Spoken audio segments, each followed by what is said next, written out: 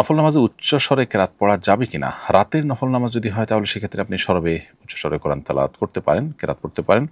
দিনের নফল নামাজ যদি হয় তাহলে সেক্ষেত্রে আপনাকে নীরবে তেলাওয়াত করতে হবে। এখানে আপনি সরবে বা উচ্চ স্বরে তেলাওয়াত করবেন না।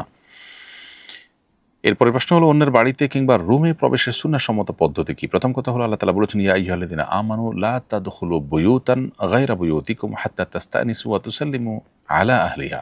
হে ঈমানদারগণ, তোমরা যখন অন্য কারোর বাসা বাড়িতে প্রবেশ করতে যাবে তখন তাদের অনুমতি প্রার্থনা এবং সালাম দেওয়া ছাড়া প্রবেশ করবে না। এজন্য কারোর বাসা বাড়িতে প্রবেশের আগেই সালাম দেওয়া এবং তার অনুমতি নেওয়া, এটাই হলো কোরআনের নির্দেশনা। বিধায় দুটি আমাদের করতে হবে।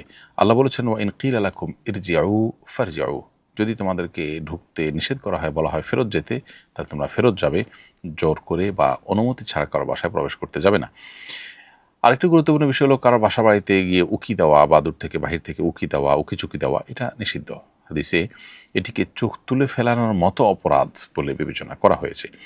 সেজন্য এটা করা যাবে না। দরজার বরাবর দাঁড়িয়ে কারোর প্রাইভেসি লঙ্ঘন হতে পারে সেরকম কাজ করা বা এক পাশ থেকে আপনার আলতো করে দেখা, চুরি করে, এই জিনিসগুলো নিষিদ্ধ। এমনিতে আপনি নিজের নজরের হেফাজত করে অনুমতি প্রার্থনা করে সালাম দিয়ে কারোর বাসায় প্রবেশ করবেন, সেটি হলো সুন্নাহ।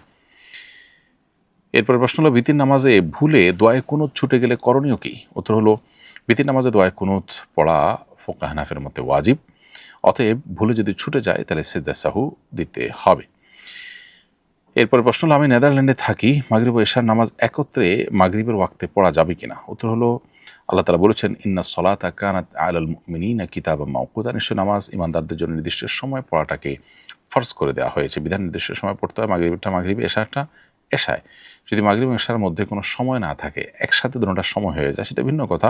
কোনো দেশে যদি এরকম অবস্থা থাকে যে ওয়াক্ত 2 ওয়াক্ত রাকাত নামাজ পড়ার কোনো ওয়াক্ত নাই, তাহলে ভিন্ন কথা। কিন্তু যদি সামান্যতম ওয়াক্ত থাকে তাহলে ওয়াক্তের মধ্যেই আদায় করাটাই হলো নির্দেশিত।